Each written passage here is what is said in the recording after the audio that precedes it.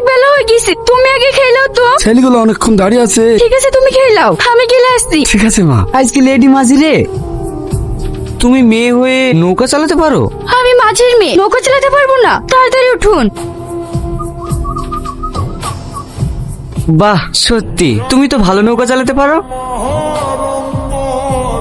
এই, তুই যে মাঝির মেয়ের দিক থেকে চোখ ফিরাতেই পারছিলি না। মাঝির মেয়ে হলে হবে না? কত সুন্দর দেখতে, দেখেছিস?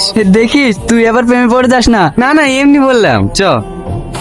ঠিক আছে পারু, আমি তাহলে আসছি। তাড়াতাড়ি আসবে, বেশি রাত করো না কিন্তু। কি রে, গামছা নিয়ে কোথায় যাবি? নদীতে চান করতে যাব। নদীতে কেন? বাথরুমে যা। না মা, আজকে নদীতে যেতে খুব ইচ্ছা করছে। তোর যে কখন কি ইচ্ছে করে এটাই বুঝতে পারি না। যা ইচ্ছা তাই করগা। আহ, কিরে কি হলো? ওই দেখ সাপ, তোকে সাপে কেটেছে। কি হলো ওর? শাহিনকে সাপে কেটেছে। আমি আর চন্দনে থাকতে পারছি না। এই মালা, এখন কি হবে? আমার দাদু মাকে একটা গাছ চিনে দিয়েছিল, ওই গাছটা খেলে সঙ্গে সঙ্গে বেশ পানি হয়ে যাবে। দেখি তো এখানে পাই কিনা। এই শেকড়টা যাবে, খেয়ে নাও, এক্ষুনি ঠিক হয়ে যাবে। কিরে, যেতে পারবি তো? কই, আর অসুবিধা হচ্ছে না তো? চ।